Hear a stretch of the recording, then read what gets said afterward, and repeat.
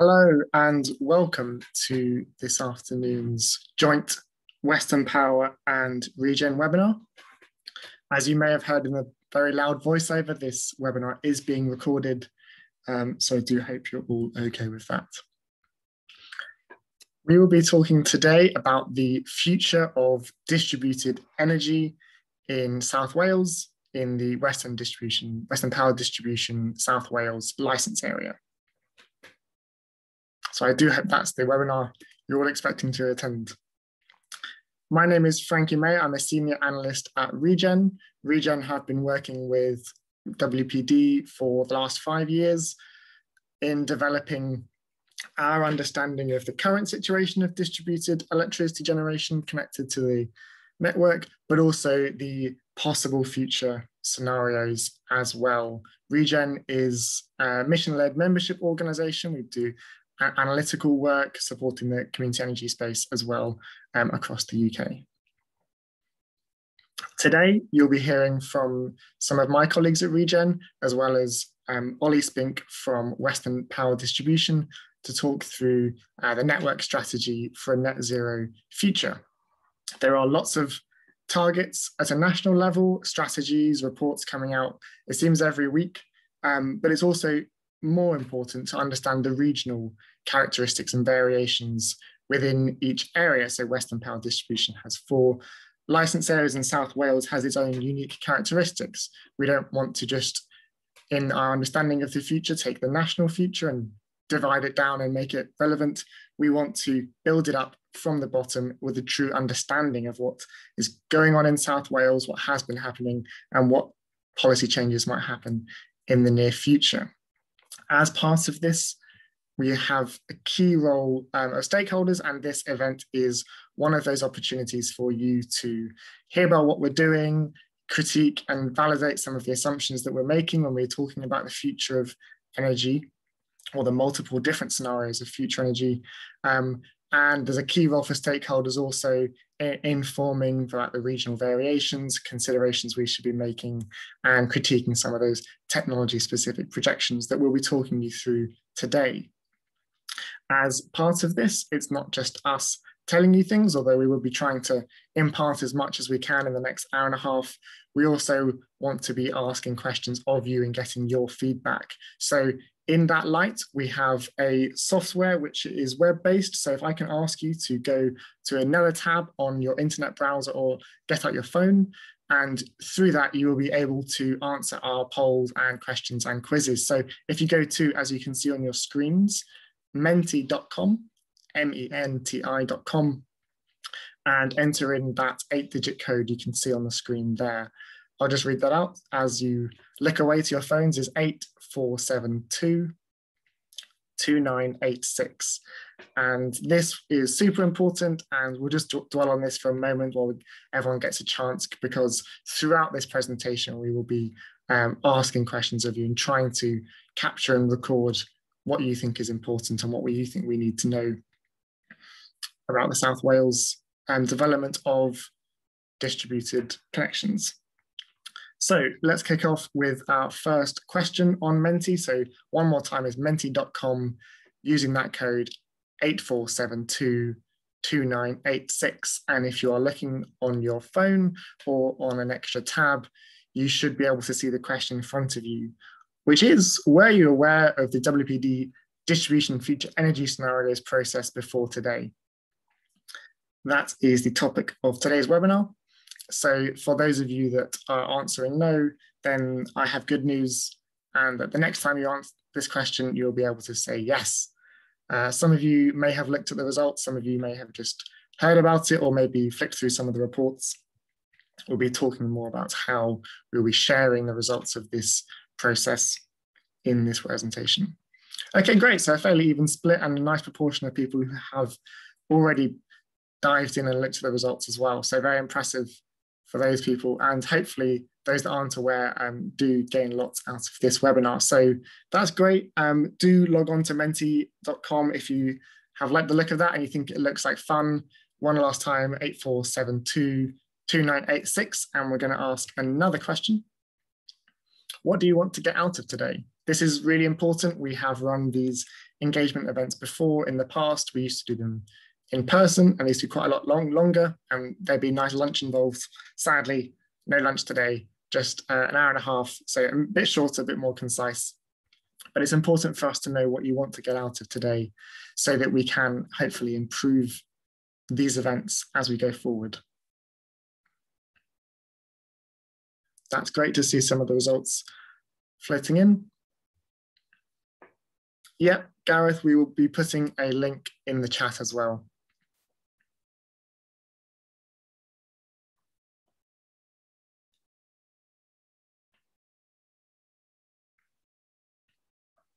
Great, so quite a broad range of results on that. So understanding more about the distribution future energy scenarios process coming out top, but also people still interested in learning more about the deployment of renewables, other technologies, as well as hearing from WPD. So hopefully we'll be taking all of those boxes, and there's also more questions down the line, open questions where you can type out any further questions you want.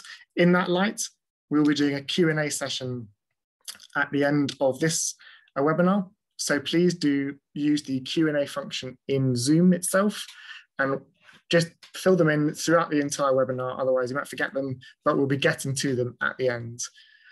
They can be directed towards the Regen members who will be talking through the analysis, or Western Power, who will be speaking through how they take that and plan their network strategy. So do use the Q&A function in the Zoom window, not through Menti, so just through Zoom, and we'll hopefully be getting lots of time to go through those towards the end.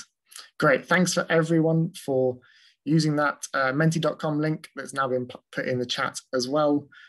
Definitely do answer it if you haven't, but we'll be moving on, and there'll be plenty more questions as we go through. So next up, I'll be passing over to Ollie Spink, Network Strategy Engineer at WPD, to talk through their network strategy for net zero future energy scenarios.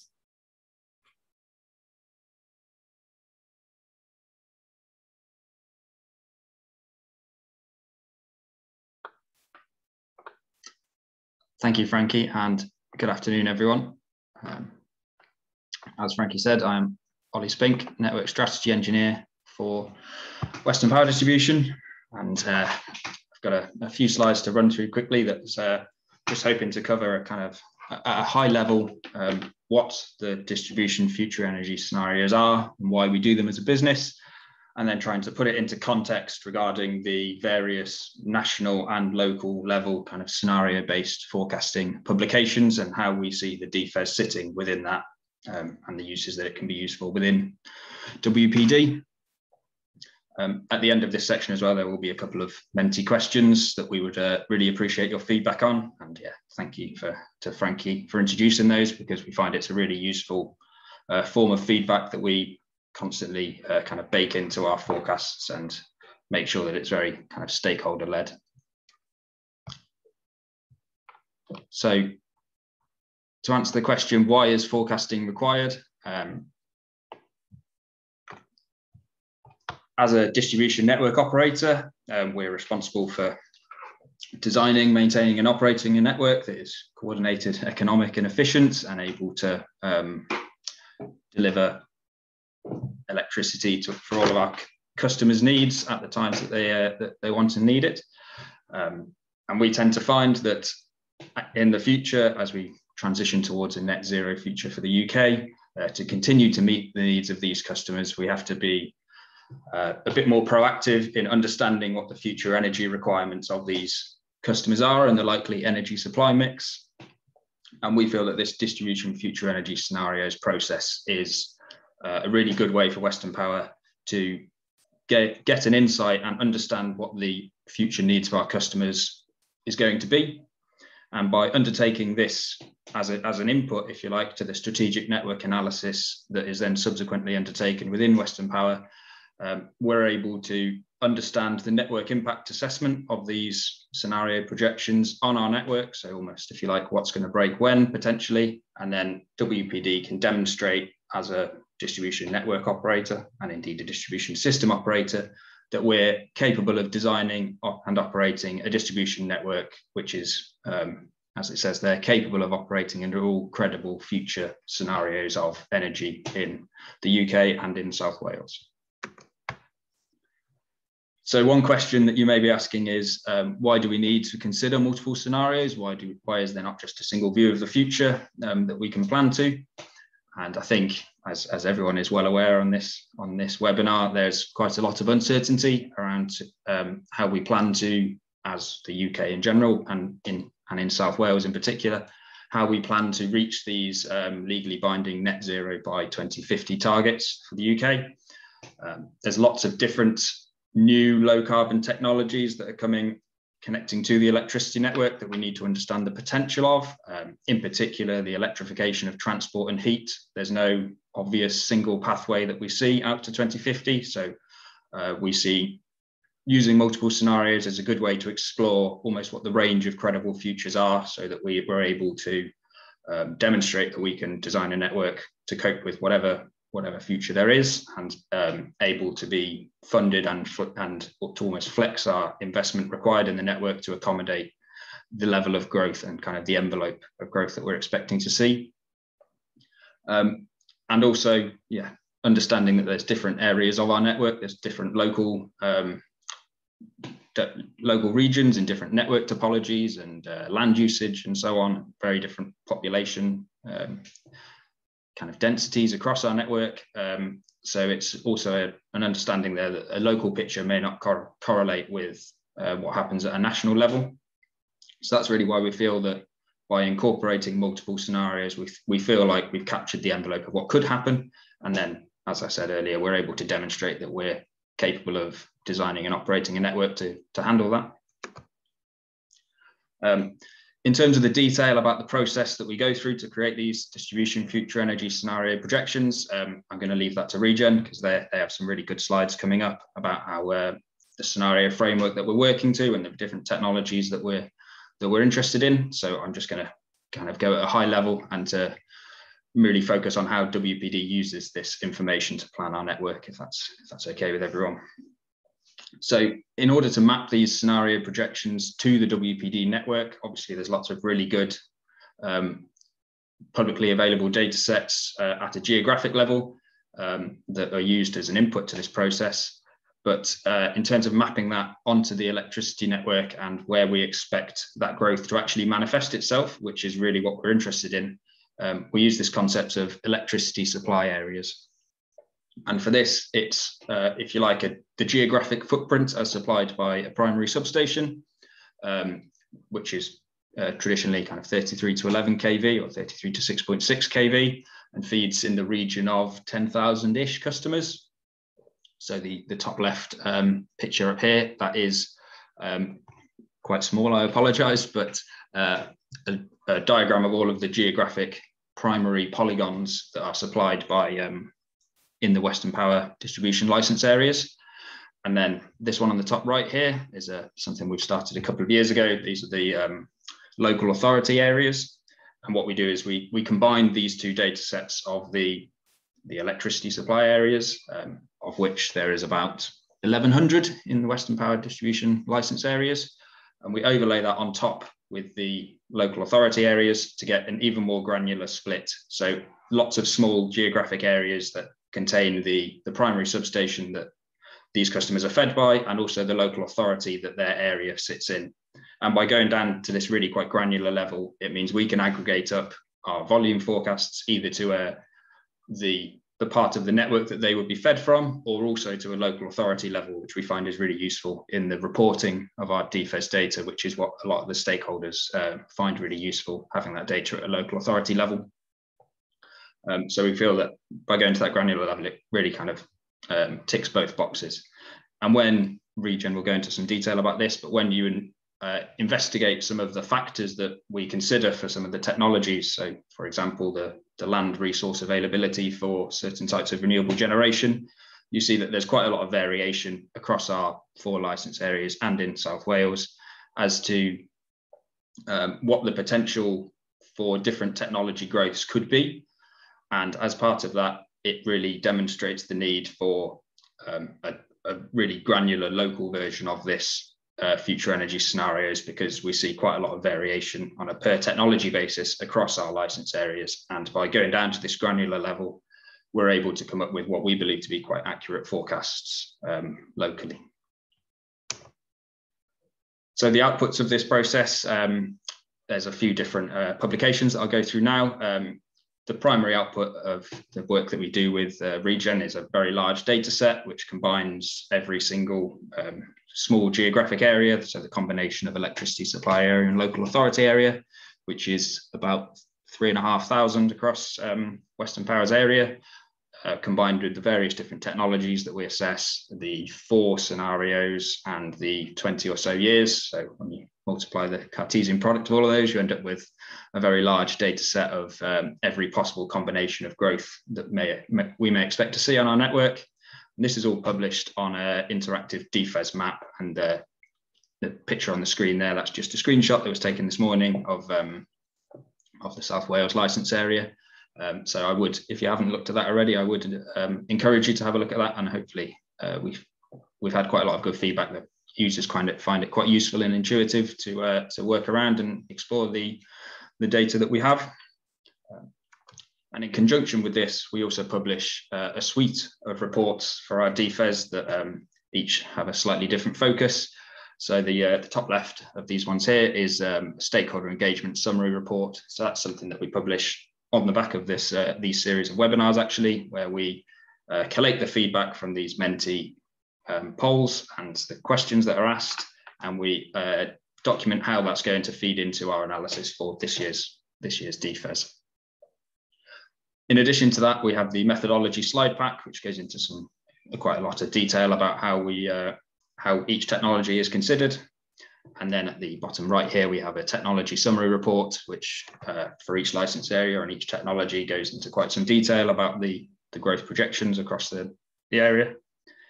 And then finally, at the top right, we have what's called a regional review, which is, I suppose, if you're short on time, a 5 or 10 minute summary of the distribution future energy scenarios for each of our 4 license areas.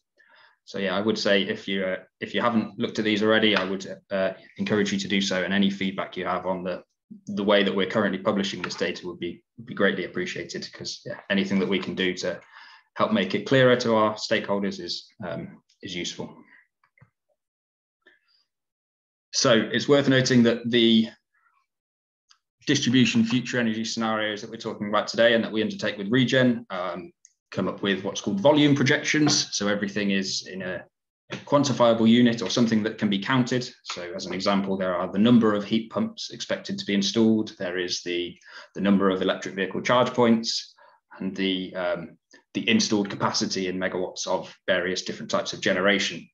But in order to translate that to actually what is the network impact that you can use for some kind of power systems analysis, we need to overlay some assumptions as to what these different customers, how they will be using electricity at different cardinal points of the year that are almost the edge cases for how we design distribution networks. And this report, the DFES Customer Behaviour Profiles and Assumptions report, was published earlier on this year, I believe. And it outlines really the assumptions that we use that are suitable for strategic planning of distribution networks as to how we see these customers operating at different times of day and times of year. And it outlines there the expected load profiles and also assumptions for how we expect these customer behavior profiles to change over time, with the introduction of more energy efficiency measures in the home, and also kind of pricing-led DSR, so I suppose supplier-led demand-side response that customers can engage in to shift their energy away from times where there may be high system stress. So that's another document. It's quite long, but it does contain quite a lot of detail about how we translate these distribution future energy scenarios that we do with Regen into a demand set or a load set that can be used for strategic analysis of the distribution networks. So I suppose I've touched on this a little bit already, but what the DFES is used for within WPD, the first 4, on the very left of this diagram, the first 4 processes feed into the distribution future energy scenarios. And then when the customer behavior is overlaid onto that, the network analysis can be undertaken to work out where areas of our network may have constraints and may need to be reinforced in the future. And these are published in a variety of different reports for different kind of timescales and slightly different purposes. It's worth noting that this is this is kind of, I suppose, our planned suite of reports for the investment planning side of things within WPD from the start of 2022. So following some recent changes to the electricity distribution license conditions, we will be publishing something called a network development plan in the May 2022, which outlines kind of in a 5 to 10 year window how the impact of growth of these technologies will relate to the operability of our network. So I would look out for some of those in the future. But yeah, it's just a bit of a flow diagram to show how far the distribution future energy scenarios make their way within the different aspects of planning that Western Power do. And there's a note there about the WPD best view. So this is, there are some reporting purposes where a single forecast is required rather than presenting a range of scenarios. So some of these regulatory submissions and also, planning and data exchanges that we have with National Grid, electricity transmission and system operator, where a single forecast is required. And for that, Western Power undertakes an activity with our local distribution managers at a kind of a regional depot level, who are the best placed to engage with local stakeholders and assess their local area energy plans and local delivery capability to allow WPD to build up this hybrid additional scenario, which is almost our best view of how we expect the growth to be distributed across our network in a kind of 5 to 10 year period. And this has been used as a basis for our RIIO-ED2 business planning process for the next price control period from 2023 to 2028. So our current business plan has been out for consultation, and I believe it's on its second draft. It should be coming out with our third draft in the next month or so. So I would point you in the direction of that if you would like to know more information about how Western Power is going to be developing our network over the period from 2023 to 2028. So last couple of slides that I would like to go through, this is more just about setting the scene, because I think recently in the last couple of months and years, we've had some stakeholders tell us that that there can be some slight confusion as to where the DFES sits within certain national level scenario-based forecasting publications, and then also at the more local level. So hopefully I'm going to try and give a bit of context to this, and there'll be a Menti question coming up shortly, basically, to see how well I've done. So we'll see. So as some of you may be aware, there is various national level scenario-based forecasting processes that happen similar to the DFES. In particular, the Future Energy Scenarios is an annual process undertaken by National Grid ESO, the GB system operator. And that provides a set of scenario projections for Great Britain and focuses on the whole energy system, so electricity and gas. And it's very much looking at the national level balancing of supply and demand and how that will look from a transmission network planning perspective. So it's perfectly suited to what National Grid ESO and National Grid Transmission need to use the data for, but it's relatively agnostic as to where the growth of particular technologies will be located at a more local level, which is what the DFES is primarily for. And what we feel that the DFES is best placed to do is that by building this approach by a bottom-up methodology, it allows us to have more granular projections as to where we really think the growth of these technologies will be distributed across our network, so that then can be used to enable strategic network planning. It's worth noting that the DFES for WPD and all distribution network operators and the FES use what's called a common scenario framework, and that allows comparability and aggregation of DFES scenarios to check that it still makes sense from a UK perspective at a national level. And as a result, if you consider DFES being a bottom-up approach, looking at local factors, and FES being almost a top-down approach, looking at the kind of the UK level down, inevitably, when you compare the two, there is some slight variations between them. And when you look at a more regional level, there's kind of resource availability and stakeholder input, and in particular, the analysis of pipeline sites. So that those are ones that have an accepted connection offer to connect to the WPD network. We find that there are some slight discrepancies between FES and DFES, but that's also due to the slightly different areas of focus that they're trying to be used for within the respective businesses. So it's worth, if you have access to both, it's probably worth considering what the purpose is of the analysis that the FES or DFES projections are being used for, as to which one is the correct or most suitable data set to use. And as part of the Rio ED2 business planning process, DNOs are asked to benchmark our best view and other scenarios against various national level forecasts. So I suppose that's kind of setting the scene as to why DFES and FES coexist. It's because one's at a more national level, and then the DFES is at a more local level that can be aggregated to see how it looks from a UK perspective. And then in addition to this, there is also local area energy planning that that operates in a similar sort of space to the DFES. If you consider the distribution future energy scenarios need to have coverage of the entire WPD license areas in order to support a coordinated approach to whole system planning of distribution networks. That's the reason why we undertake this process for all 4 license areas, and it allows us to plan in a coordinated manner. The local area energy plans may be considered at a more regional or more granular level, at a kind of local authority or a local enterprise partnership sort of level. And they're not necessarily bound by the national scenario framework which distribution network operators use. So it may be that there's a bespoke pathway that could be developed, which is outside of the kind of the remit or the scope of how the national scenario framework looks. And as part of the ongoing scenario framework building process between all electricity and gas networks, this, I suppose, I expect to see some convergence in future where there's a bit more certainty as to how local area energy plans will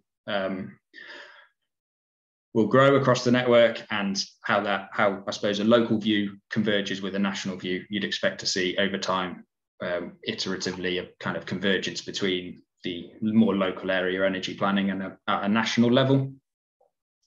So it's worth, just noting that whilst they're relatively similar aims, I suppose, for the DFES and a local area energy plan, they have, again, slightly different areas of focus, which would be for the DFES primarily to inform network planning, whereas local area energy plans could be used to kind of understand and develop a pathway for local areas to meet national or regional decarbonisation targets. So I've hopefully explained that in such a way that you can understand where the FES, the DFES, and local area energy plans all sit within one another, and the fact that they coexist because they have slightly different kind of purposes that the analysis is then used for. But I would like to hear your feedback on that. So I believe we have a couple of questions which Frankie's going to go through now on Menti.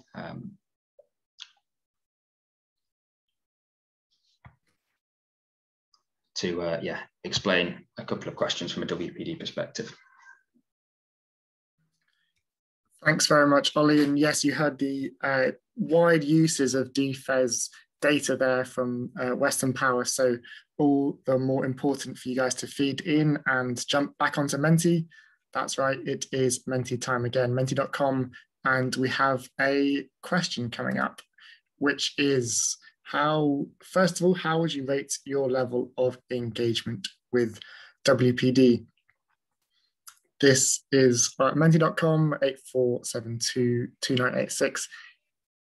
We would encourage everyone to answer all questions. Some of the questions coming up you might not feel like you are the world's expert on, but we are really interested in getting everyone's feedback in, especially because that just gives us a great opportunity to go back and fill in some of the questions back to you. So thanks very much everyone for filling in your questions in the Q&A.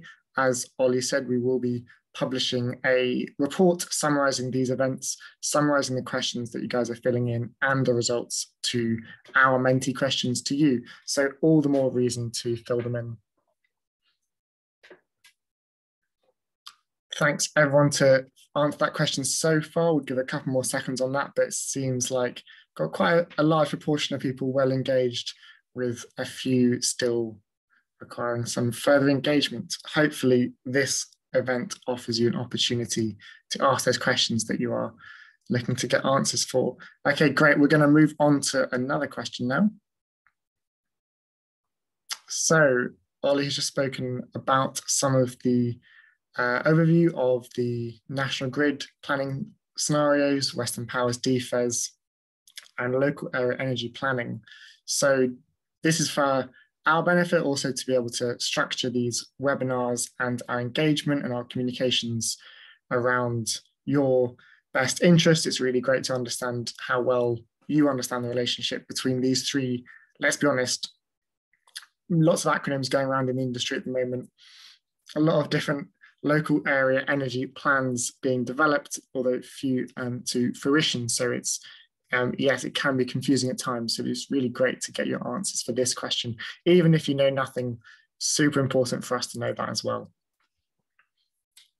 And if you know everything, then you can give yourselves a pat on the back.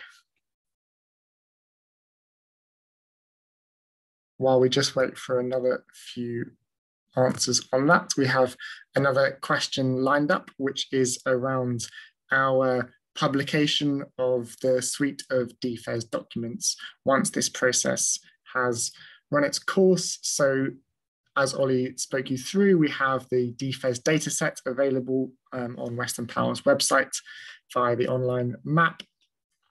Alongside that, we produce a methodology slide pack and regional reviews, which are sort of shorter summaries, and then more in-depth technology summaries. So this is an open question. We're not going to flash up the results on the screen, but we are just going to read through all of these. It's really useful to hear what outputs you would find useful.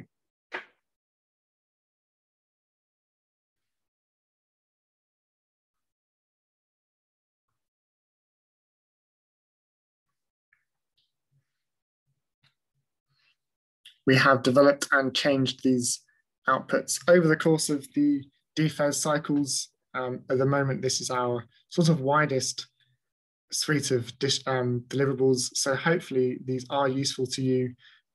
Great that I think around 25% of you have already looked into some of the results from previous times as well. So hopefully if we can ensure that these are useful to you, we get a higher number answering that question next time as well. So we'll just take another 30 seconds or so on this question as it is open. And I know it takes longer to type out some answers, and we're keen to know what you think.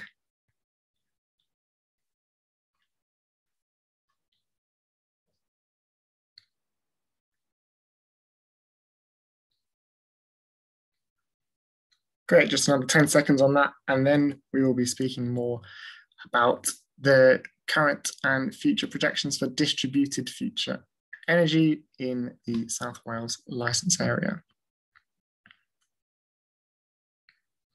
As ever, if you think of an answer to a question that's already been asked and you didn't manage to get it in, we will be sharing contact details in an email after this webinar, and we will be having a Q&A session afterwards. So do drop something in the Zoom Q&A. Okay, great. So myself and Grace will be speaking through some of the analysis that goes into the distribution future energy scenarios. So there'll be all the maps and charts coming up, and also a load of Menti questions as well. So thanks again, everyone, for answering those.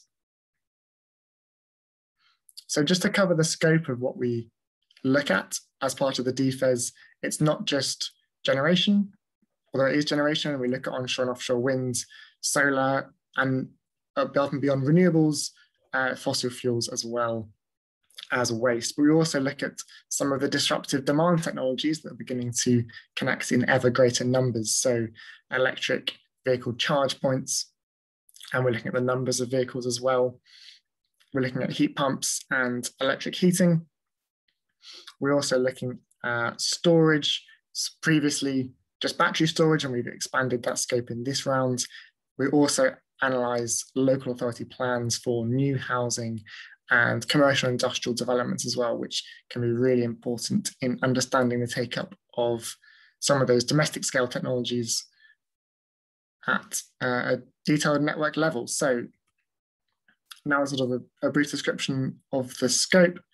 I'm going to be speaking through some of the renewable generation data that we have for you.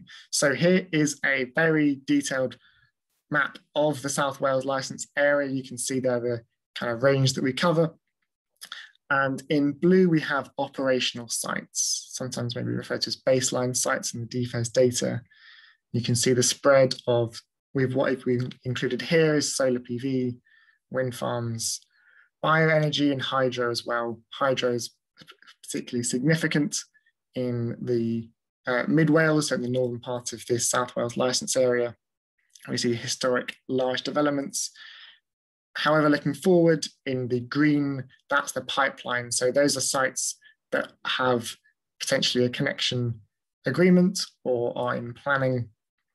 And therefore we are interested in when they are going to connect or what factors will influence when they connect soonest. So there's a lot of information on there and there's annotations there, and we will be sending around these slides. However, I will be talking through more detailed technology by technology. So let's look at some solar farms. So this is the spatial distribution of solar farms in South Wales, and we can really see the clustering along the south coast.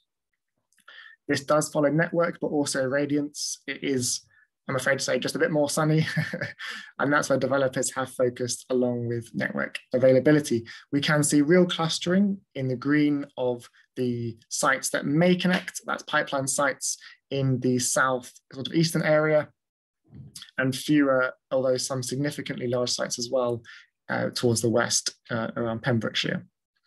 If we look at that over time, we see significant development in the early 2010s from 2013 out to 2016-17. You can see there on the chart. In total, around 500 megawatts, or exactly 500 megawatts of solar farms installed, and this is for large-scale sites above 1 megawatt. When we compare that to sites that might connect in the near-term future, so sites with a connection offer that's been accepted or in planning, this is almost triple, so 1.5 gigawatts, 1,500 megawatts, and the average size has significantly increased as well. So we see sites clustering in that southeastern area on the map shown before, but also we just know these are larger sites on average, and that the total pipeline could mean a quadrupling of where we are currently. So we're going to ask another question on Menti now. So we have these large number of pipeline sites, and we are speaking to those developers as often as we can.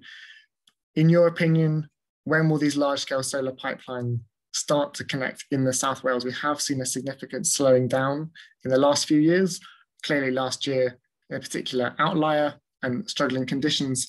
However, is this likely to continue for years to come, or is the business case about to go green and we will see significant development in the next couple of years? So take a moment to go to menti.com, and it would be really great to get everyone's thoughts on this, even if you don't feel like this is your particular area of expertise.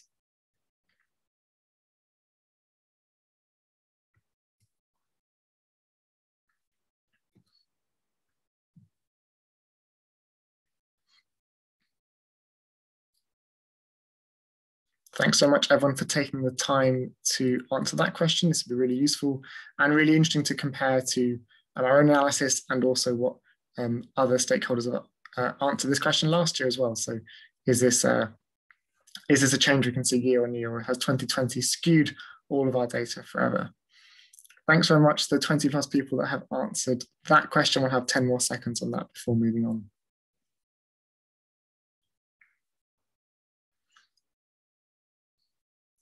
Wonderful, great. So next up, we'll talk about another technology, onshore wind, so wind farms. The spatial distribution of wind in South Wales, as some of you may know, has been strategically managed in what used to be referred to as TAN8, or strategic search areas, which were areas defined by the Welsh Government where you could build a large wind farm. So that's why we see a significant clustering of the existing operational wind farm sites. So those are in blue. Some of the largest there around Breckford Forest in the middle of your screens. We're also seeing some large and medium sites in the pipeline as well. And we'll have a question on that coming up. However, that SSA TAN8 methodology that I spoke about earlier is being superseded. There's the Future Wales National Development Framework consultation that last year and since been published. So we're expecting a potential broadening out of the spatial distribution of onshore wind. Clearly, it's strongly correlated with planning, but also network availability, i.e. distance to the grid, as well as onshore wind speed as well. So let's look at that development over time. We have 630 megawatts additional capacity in the pipeline when compared to 550. So just a bit more than ground-mounted solar, but a similar size. And once again, we are seeing a larger pipeline of larger sites on average. Whether this will all connect next year or in the future is a significant question, and one is of particular interest to us. So in a similar light to ground-mounted solar, we'd love to get your thoughts on when this deployment might pick up again, as you've just seen significant growth again in the 2010s with slowing down in recent years.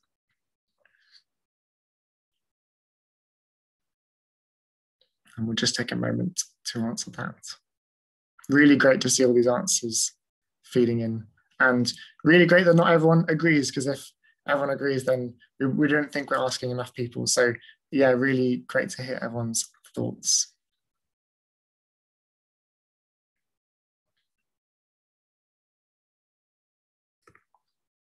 Once again, I'll just remind people that we have the Q&A function on the Zoom window. So once we're done with Menti, and thanks for answering on Menti, please do fire us any questions in the Q&A, and we will be getting to as many of them we can in this webinar. Any that we don't get to, we'll be answering afterwards in the stakeholder engagement event summary reports. Lovely. So we are seeing a potentially 5-year delay in onshore wind development. According to your answers, and really interesting to hear that, and we'll be going out and speaking to as many in the industry as we can to make that as accurate as a near-term projection for the future of onshore wind as we can in the South Wales. Looking at more specifically at that pipeline of onshore wind projects, if we look at them by scale, we see many in the medium to large category, so 10 to 50 megawatts. There are no sites in the pipeline larger than 50 megawatts, but a significant number, far more than is currently deployed in that sort of medium to large category, with relatively fewer in the below 1 megawatt and below 10 megawatt scale. And this has clearly been influenced by the Welsh Government's planning policy, which we spoke about earlier with the SSAs. However, we are seeing a change in that. We're also seeing technological developments in onshore wind as well. So a question on menti.com for that, in your opinion, talking about subsidy-free onshore wind here. So clearly the subsidies are significantly removed, and that had a significant impact on the deployment of onshore wind. However, when we're looking to develop subsidy-free sites, is it just that we're going to see fewer huge sites, which some might suggest that's not what we're currently seeing in the pipeline as just shown, or are we looking in that mid-scale? And we're really interested to hear your thoughts on the reasons for that as well. Some smaller scale sites we deployed by community groups as well, and we are aware of the strong community networks in South Wales as well. So we do still expect a broad range, but the future of subsidy-free onshore wind is particularly interesting in South Wales with the planning regime as well as the wind speeds available. Thanks very much to those that answered that question. We'll just take another few seconds before moving on. Lovely. Okay, so fair consensus there, although distributed for those mid-scale sites, and that's very, very helpful, and we'll be reflecting that in our analysis. Next up, Grace Millman from Regen will be speaking through our workings and our data for flexibility and storage. Perfect. Thank you so much, Frankie. And thanks for all the input that you've had so far, all the questions we've been getting, and all the Menti polls as well. It's, as Frankie said, really important to our analysis, and great to have so many people joining us on the call today. So I'm Grace Millman. I'm an energy analyst at Regen, and I'll be going through some of the different technologies that we cover in our DFES analysis, starting off with flexibility and storage. So flexibility and storage is an increasing part of the energy system and is key to unlocking more renewables accessing the grid. And it's also a key part of our analysis. So from the map here, you can see we're looking at storage, fossil gas generation and diesel generation. And you can see a shift from what is mainly in the baseline, the fossil gas and diesel, and it's shifting in the pipeline to low carbon battery storage. We can see that the large scale battery storage, they're approximately about 50 megawatts, which seems to be quite a common size for these pipeline sites. But there are also a few pipeline kind of diesel generation sites and gas generation sites. As you may or may not know, the statement of works, which was in effect from 2016 onwards, has restricted new thermal and storage connections in South Wales. However, it was recently lifted. So historically in our analysis, we have delayed the connection of new thermal and storage sites to 2027, which is when the statement of works was originally intended to be effected till. However, as it is now been lifted, we would really be interested in what you think the effect of this will be. So this is on new thermal and storage connections. And as I said previously, they have not been allowed to connect due to the statement of works being in place. Now that that's been lifted, do we think that it won't have any effect at all and they still won't be able to connect until the late 2020s? Will it have a limited effect with a few sites maybe connecting in the mid 2020s? Will it have a significant effect and so new sites can start connecting throughout the 2020s and basically straight away? Or is it too early to say? The statement of works was lifted in September 2020, so it might be that we don't have enough information on this. As Frankie said, no matter what your area of expertise is and how much you think you know about something, it's still really interesting and beneficial to us to get your opinion. So please do try to answer as many of the questions as possible. Perfect, so we've got some great answers coming in here. We've got about 20 people answering, which is great. And I think that is a general consensus there that it is a bit unclear. As I said, it's not been lifted for very long. However, it's also there that we see that actually people might think that this has got a significant effect. And this would be great for our analysis to be able to have evidence as to why we have deviated maybe from previous years. Perfect. Thank you all so much for answering. And my colleague has also just put the code and the Menti link in the chat again for anyone who is just joining us. It's really important that we do get your feedback, and this is a great way to engage with us. So thank you so much. Perfect. I think I'm going to move on now. I think we've got a bit of a pause in the voting. And we're going to talk about some of the fossil fuel generation now. So as the UK aims for net zero emissions by 2050, laws around diesel generation have become more stringent, and there are now regulations in place, especially for medium scale diesel generators. In particular, the Medium Combustion Plant Directive, or the MCBD, has now been passed into UK law. And this places air quality requirements and permitting regulations onto commercial medium scale diesel generators. Such that they now have emissions limits, and they also have to report and monitor their greenhouse gas emissions. In light of this, obviously this will have a significant impact on diesel generators, and it will potentially make it more expensive to operate, and there's a lot more admin involved in making sure that they meet their emissions limit. So in light of this, it would be great to get your opinions on what you think medium-scale commercial diesel generating sites will do in the future. Will they transition to another technology, such as battery storage, hydrogen generation, or even fossil gas? Will Will they keep their connections and assets, but implement emissions controls and abatement technologies to counteract their emissions?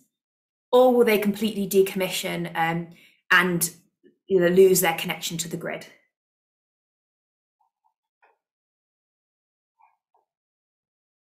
Great responses so far. And remember as well to put in some questions into the Q&A function in Zoom. I can see we've got quite a few coming in, and some really, really interesting ones, which we will address later on in the session. Perfect. I'll keep this open for another 10 seconds. It seems that the overwhelming majority here is thinking that it might transition to another technology. And this could be obviously a low carbon technology, or it might even be in the short term that they transition to fossil gas or something else.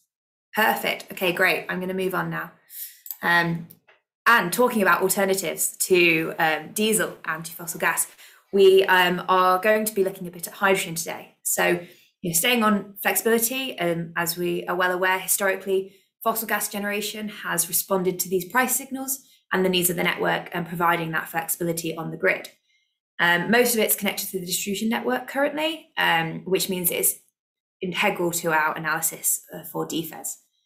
However, obviously in the future, as we look again at our emissions targets, it will be essential that we move this flexibility away from fossil fuels and to more low carbon sources. And one of these that has been considered is hydrogen.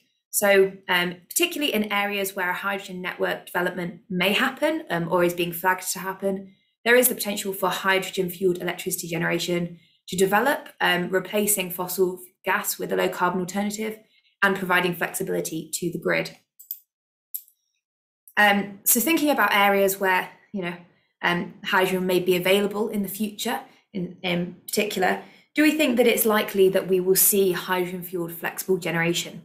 And if so, there is an option there for no. But if you do think we might, do you think that this will be replacing existing fossil gas flexible generators, reusing the assets and reusing the facilities we already have in place? Or do you think that new dedicated hydrogen fueled generators will be built specifically for this use?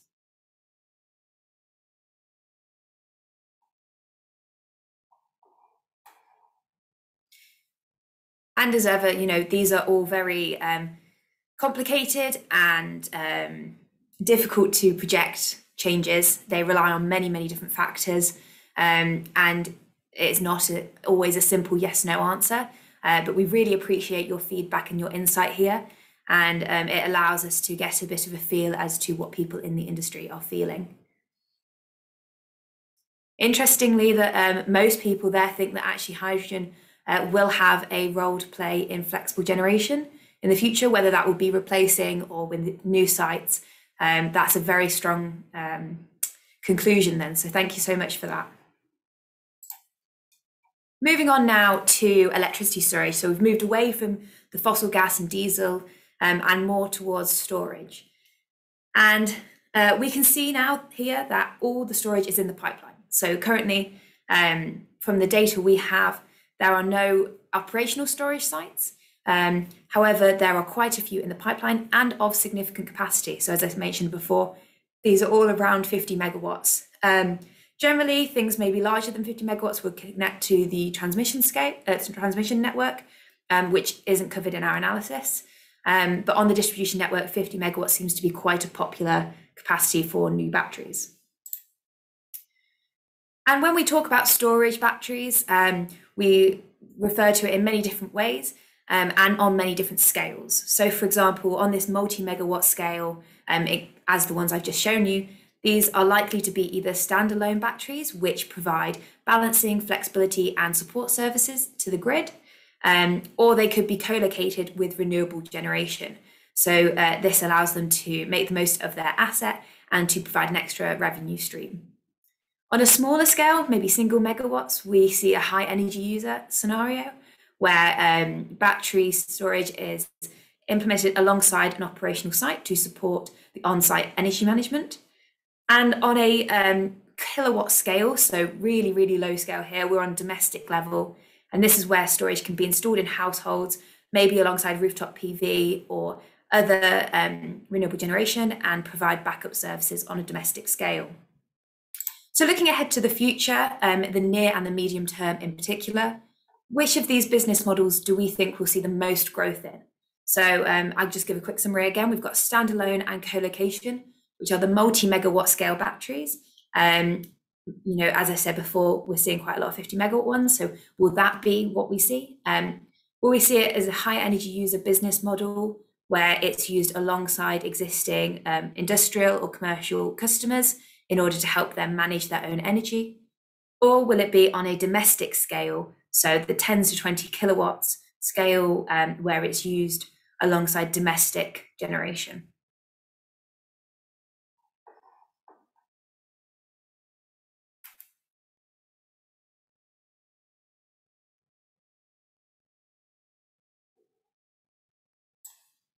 Some great responses coming in here. Co-location seems to be popular.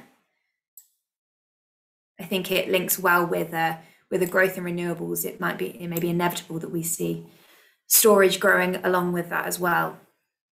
Thank you so much for all your responses, questions and comments. They're all greatly appreciated. I'll give another 10 seconds on this question, and then we'll be moving on away from flexibility and storage and on to something very exciting. Perfect. Okay, 25 responses. I think that's a great level. So we're going to be moving on to, I did promise exciting, we're going to be talking about some hydrogen now. So we're going to be talking in particular around green hydrogen, because as I say, these are the distributed future energy scenarios, specifically looking at electricity networks. So we will be looking at green hydrogen produced through electrolysis. And hydrogen is really gaining traction already in the Southwest. And in particular through things like the the South Wales Industrial Cluster and the Milford Haven Energy Kingdom, just to name a few different projects. So when we talk about green hydrogen, it's increasingly being considered as a fuel for a net zero future, decarbonising what we would refer to as difficult to decarbonise sectors, including some of the ones on the screen now. As I said, we're only considering green hydrogen produced through electrolysis, as this connects to the electricity network. And one application which could kickstart the green hydrogen trend would be decarbonising the existing hydrogen production, which is currently very carbon intensive and is a large emitter of carbon dioxide. And in South Wales, you do already have quite a lot of hydrogen production, including with Bock, Air Products, Vale and Valero. So it might be that this is a key area to prioritise in terms of the green hydrogen.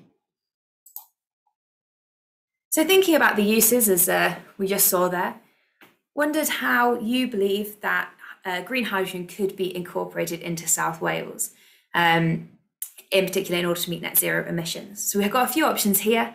So please feel free to vote for multiple answers as to the uses that you see of green hydrogen.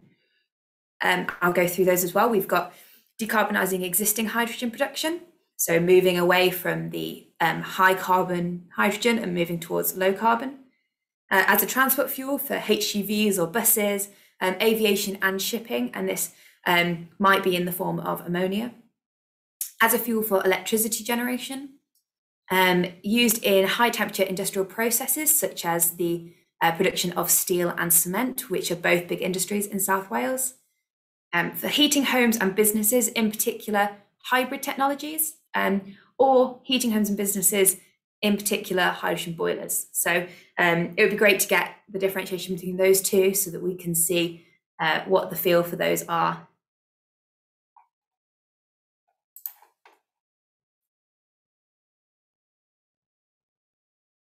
Great, thank you so much for all your responses. This is a very popular topic, so thank you for providing some insight here.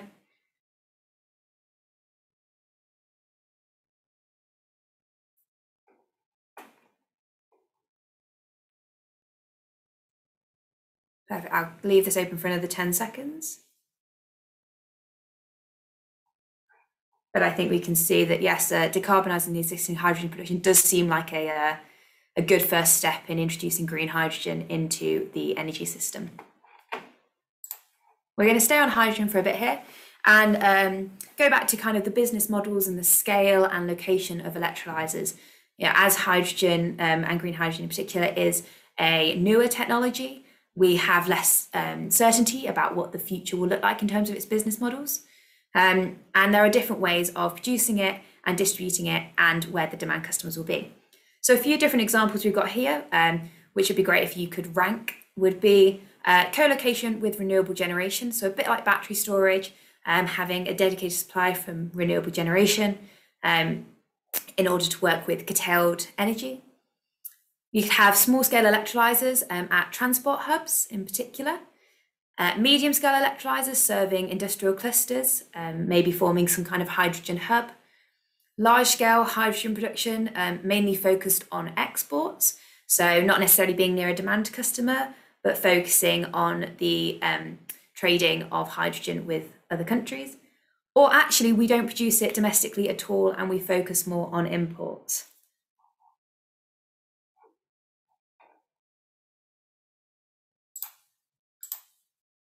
There we go. Cool, great. So again, the same with battery storage, co-location might be seen as a really attractive prospect, especially with the growth of renewable generation in South Wales. And also a focus there on industrial clusters, again, makes a lot of sense for South Wales with the industry that you have and already clustered demand in that sense.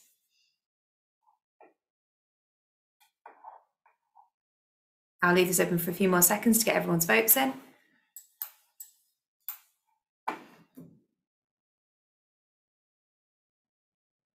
And we also are tending to see a combination of these business models. It's not necessarily, one or nothing. It is definitely a combination of these.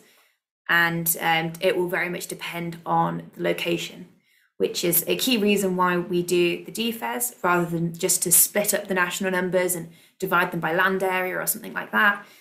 We do look at all the different factors that affect the deployment of different technologies.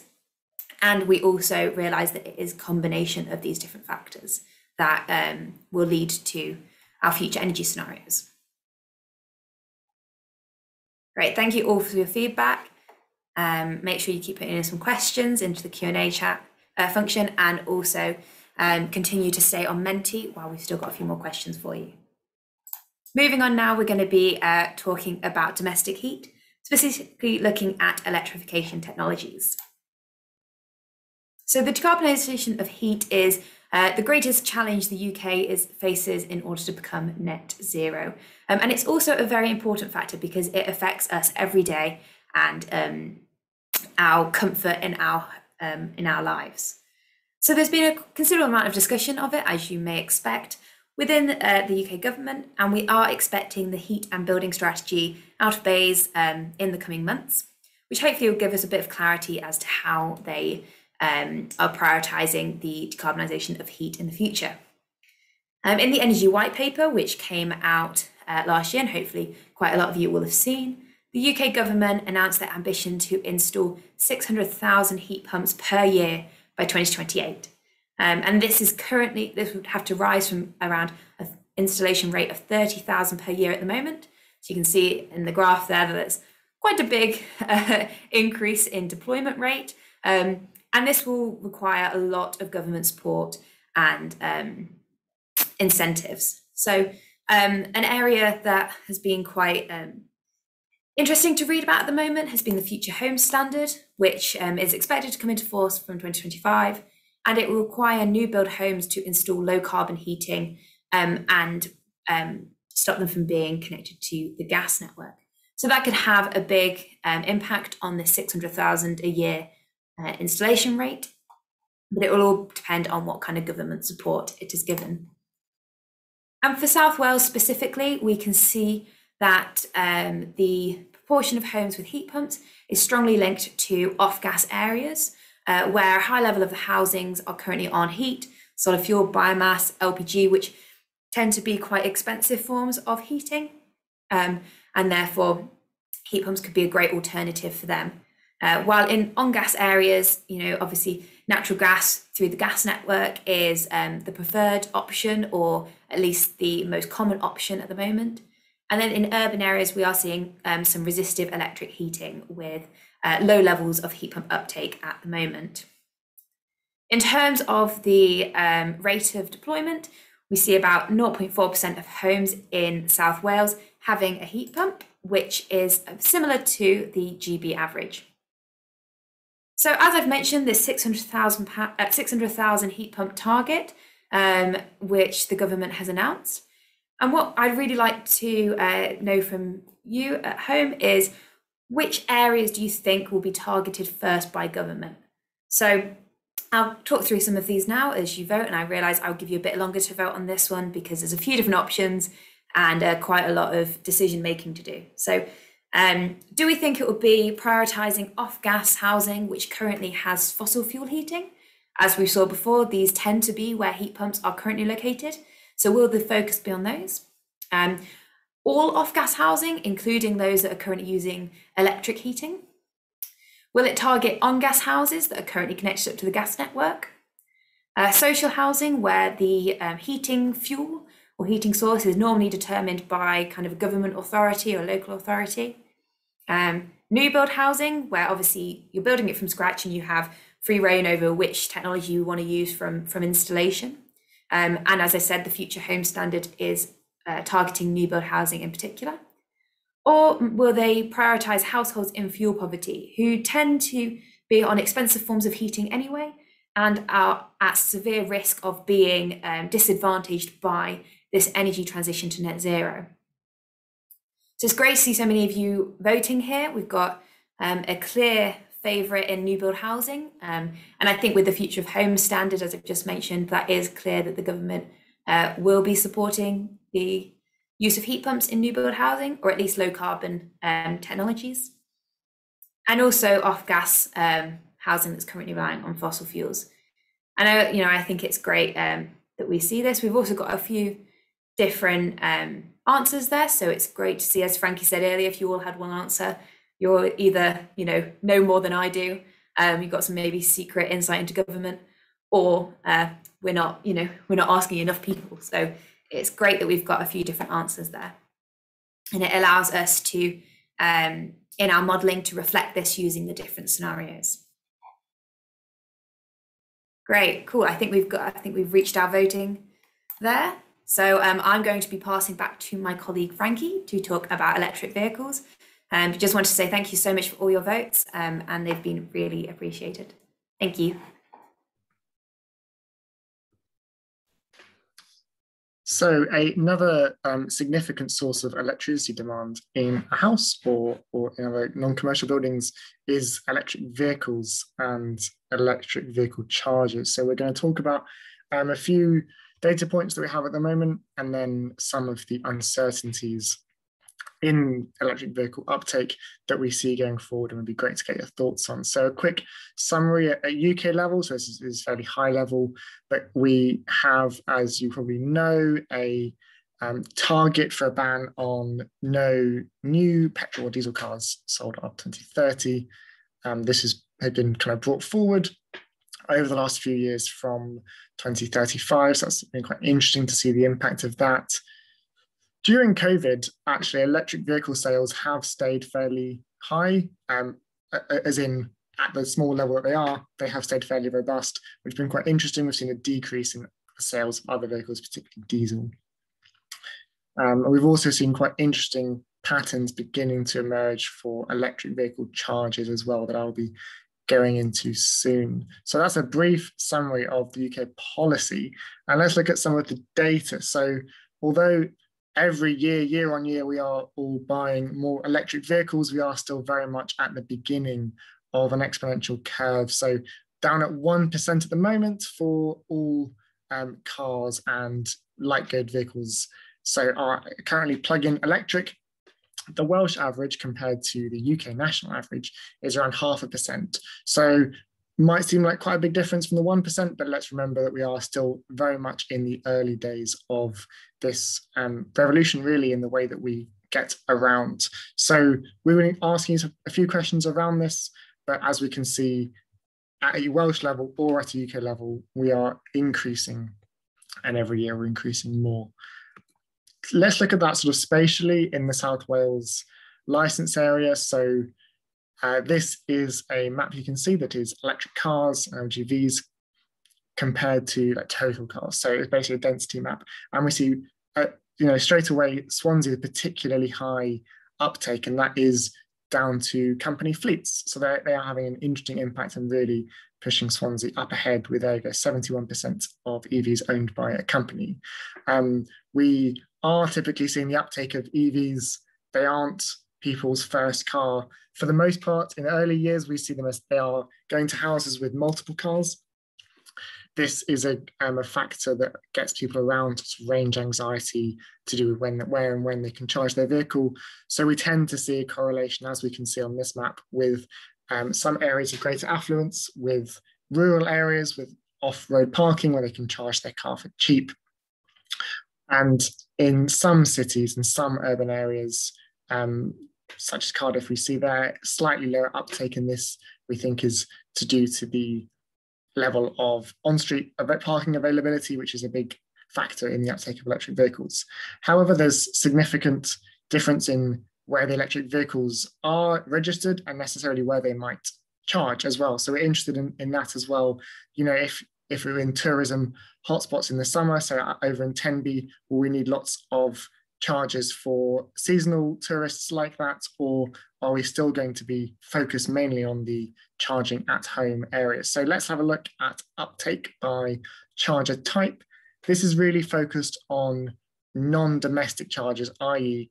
people everywhere apart from people charging at home, because that at the moment, and it looks current to stay, the most economical way of charging an electric vehicle on current electricity tariffs. So we're fairly kind of confident and comfortable with the assumption, although do question us if you disagree around that uptake of where off-street parking is. But looking at public charging, we see South Wales so far lower than other areas, but an interesting dominance of destination vehicles charging. So that is charges in places like supermarket car parks, somewhere that you don't go to charge your vehicle like a petrol station, but you're just grazing, as it were, and picking up charge where you can. So that's been quite an interesting quirk there in the local results. So a question for you on menti.com, and again, thanks everyone for sticking with this, is around that comparison to the UK average. So is this just a quirk of the data, or is it a lack of EV awareness? Is it significant range anxiety with some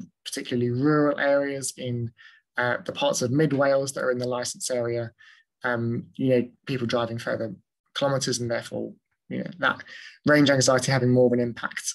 It would be really great to get your impact insight on this, because these spatial factors are what we will use to try and understand where in the future electric vehicle chargers might be clustered.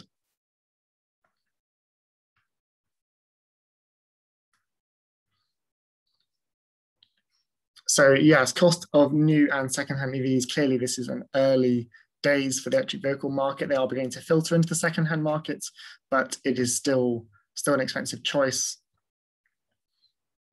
Interesting that we are seeing company fleet vehicles also going electric in that as well. And charging infrastructure as well, closely linked clearly to range anxiety, but does have sort of its own different spatial factors as well. Another question? So you live at home and you don't have parking off-road, so you have to park your car on the side of the road. Where do you charge that car, and where will we see chargers being clustered? So there are, I think, different schools of thought around this, and it is early days, but we are beginning to see cities like in London, particularly high levels of on-street charging, whereas in other areas where it's slightly more managed, up in Scotland, it's much more a network of national chargers. So if you have thoughts on this, please do fill it in, either from a personal capacity or from your local area and using your local knowledge. So some solutions to this could be, cables trailing out the house, but we also see, car park chargers, workplace chargers, that sort of thing.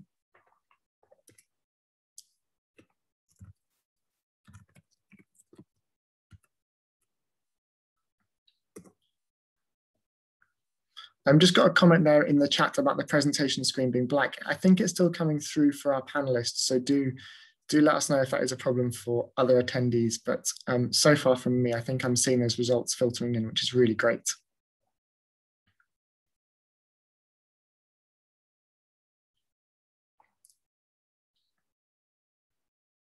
Lovely, so quite a split, but in first place, we're getting charges at destinations, so supermarkets, workplaces. I think it'd be really interesting to see the kind of spatial variation of that across rural and urban South Wales as well.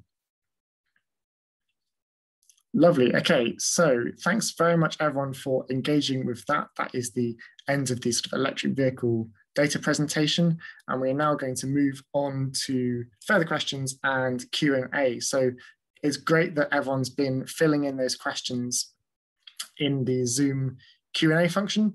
That's been really great, and I think a few of them, the quick to answer ones, have been answered through the chat function as well. So if I pick up a few of those first, I think a few of those dedicated directly at the Regen team. So Grace, we've got a question there around, are we seeing much co-location of battery with solar and wind sites? And before I come to, there's just another one for Regen as well. To what extent are we considering existing wind farms to be re-engineered to provide increased generation capacity? So I'll just jump in on that one first. So this idea of re-engineering or repowering wind farms is certainly something we do look at. It is something we are aware of is early days in terms of data actually out there that we can see from real plants. And there's real variation in terms of some sites that are doubling or tripling in capacity, whereas others are adding a turbine, adding 10 meters of height to the new turbine blades. So we are making a set of scenario-based assumptions on that due to the uncertainty around whether sites will be doubling, replacing their existing turbines with turbines of twice the capacity, or whether it will be smaller capacity increases. And this is largely based on our assumptions around the age and technology for those specific sites. But because this DFES process now goes out to 25, it's something we do have to consider. And even for those pipeline sites, we're asking, in what scenario would they increase their capacity as well? So I hope that answers that question. Grace, I'll come to you about whether we're seeing any co-location of battery with solar and wind sites. Hi, Frankie. Yeah, thanks for the question. We are actually, yes, so in the pipeline, we are seeing quite a lot of storage batteries co-locating with generation, whether that be existing generation, so they're applying for a new connection, or for the battery in particular, or whether it's a new generation site also having a battery in its planning application. And it would be interesting to kind of know people's thoughts, and please do put any comments in the chat around this, around whether this will become kind of the business as usual approach to getting a new connection for a wind farm or a solar farm, that automatically you just put a battery in, because why wouldn't you, kind of thing. And it was interesting to see as well in the Menti results that co-location for storage batteries was considered one of the most kind of promising business models. And I think that's, from our perspective, what we're seeing as well within the pipeline, but also within conversations that we've been having with developers. Great, thanks for clarifying that, Grace. I'm going to come to Ollie with a few questions directed at Western Power. So got a few here around whether this year's analysis will feed into WPD's RIIO-2 plans. I know you presented a bit on all the different areas that Western Power use the DFES data, but questions specifically on that. And another question, quite a specific question around struggling to get permission to install G100 compliant solar and battery solutions. But this is in domestic properties, so slightly different from the question that Grace just answered. So I'll just pass those two over to you now, Ollie. Yeah, thank you, Frankie. Yeah, thank you all for sending in the questions. It's really good to see the level of engagement, and we've got some interesting questions so far. So with regards to the forecast from this year feeding into the ED2 business plan, so the final submission for the ED2 business plan needs to be made to Ofgem in early December, I believe it is, of this year, whereas the publication date for this year's DFES 2021 work, it will be in the end of December of 2021. So they won't directly feed into the the first draft of the business plan that we submit to Ofgem, but it will be part of a continual process in terms of studying and analysing the network and the impacts of these scenario projections, and we will constantly kind of iteratively improve our analysis and load-related expenditure plan as a result of these DFES scenarios. So hopefully that's answered the first comment. With regards to the second comment, it may be worth highlighting we do have a G99 fast track application process, which was not entirely sure how long ago that was launched, but it allows customers connecting a energy storage device or installing both new PV and a battery storage device. If they meet certain criteria, then they will be allowed to submit a fast track application, whereby I believe Western Power will get back within 10 working days. So that may be, I'm sure we can share the link in part of the answers to these questions that we'll be sending around, but that may be, something that might be of interest to that particular questionee. Oh, thank you. Great, thanks, Ollie. Yeah, just to reiterate that we will be sending around the recording of this webinar along with the slides and the Menti results as like an early first pass. We also are writing a more in-depth report about your feedback and what we're going to do about it in the analysis stage of the DFES. So do look out for that as well. That will be following in the coming months as well. Any questions that we don't get to or that you think of after the webinar, please do send them in. We are running the analysis stage of this from the Regen side for the next few months for sure. So it's not too late by this afternoon. And another question for you there, Ollie, around Western Power's response to this large uptake in electric vehicles and electric vehicle chargers in Wales, especially because we might see much higher upgrowth in certain areas. And what's the sort of strategy from that for Western Power perspective? Yeah, okay, thank you. So this is a good question, and I think it partly proves the usefulness of the DFES process in general, because as part of these sessions that we're doing now, and also the engagement that we have with a variety of local stakeholders undertaken by both Regen and the local distribution managers by WPD, we are aiming to engage more proactively with local authorities to understand their ambitions and requirements for all technologies, but in particular EV charging. And that, as long as that kind of engagement process has happened and it's done well, then those projections will be included in the DFES and the subsequent analysis that, as we said, will be able to demonstrate that WPD can plan a network accordingly. If there are more kind of, I suppose, ad hoc requests looking at specific sites, then we have a range of connection surgeries that are available with local planning teams to discuss specific projects. So I would say, yeah, to summarize that, the engagement that we're doing with local authorities as part of this DFES process, we hope captures the range and the ambition that local authorities would like to see for the, in particular, EV charging across Wales, and then that would subsequently be included in all our analysis. But there is an opportunity for kind of discussions on a case-by-case basis with our local planning teams through surgeries. Great, thanks, Ollie. A question here from Brian with a load of acronyms in, and I'm going to read it out and I'm going to quiz myself to see if I've actually understood it properly before answering. So PPW 11 requires LPAs to identify targets for RLCE in their RLDPs. How are these targets reflected in the DFES? So LPAs, local planning authorities, RLCs, renewable and low carbon electricity in their revised local development plans. I think is that my understanding correct? Brian, do let me know if not. I think the gist of this question is, how are we reflecting local targets and ambitions or strategies for renewable and low carbon electricity, local authority by local authority? And that is, basically we try and include that as much as we can. We have engagement with local authorities, sort of ongoing engagement, because we are trying to validate our understanding of the local plans for housing and commercial properties. So as part of that, we're also surveying for targets around renewable and low carbon electricity in the areas where particular spatial maps have been identified, we can try and include those. It's not something we can always confident get full coverage on, but we are keen to try and include the ambition and the technical policies of the local authorities where we can. So the answer to that is that we are trying to, if you have data for us, please do send it on. We're always looking for more maps and more evidence, but we know there's always more out there as well. So that's sort of my answer to that. And I hope I got those acronyms right. I'm not quite sure what PPW stands for.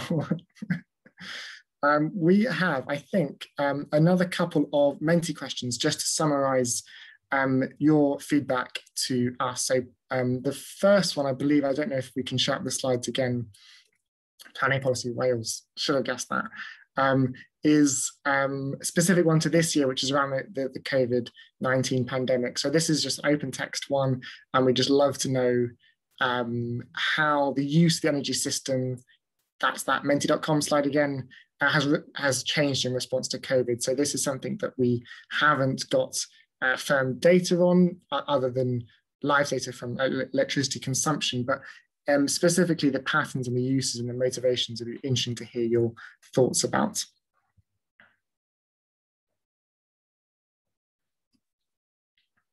And we'll take just a minute or so on that since we have the time.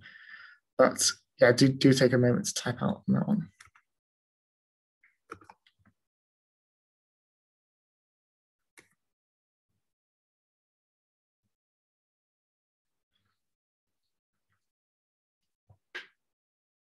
We will be sharing, again, all of this in a follow-up email afterwards, so please do look out for that, and we'll be providing contact details as well for that. So if you have thought of, for example, in the planning policy realm, particular documents that we need to know and we need to look at, then really keen to hear those and try and reflect that in the analysis as much as possible. So I think we'll move on to the next question, but thanks very much everyone for filling that out. And we will go on to how did you find the event today? And it'd be really lovely just to get your thoughts on this. Do take a moment to fill that out. And then that is our final Menti question. We did it, everyone. So thanks very much for filling out what has been a really, really informative hour and a half, and we've really found it very helpful. So thank you very much. We'll be taking away the answers, taking away your questions and comments in the Zoom chat and Zoom Q&A, and building that into the analysis and working out how that will impact and how we can update our analysis from last year. We'll just take a moment on that.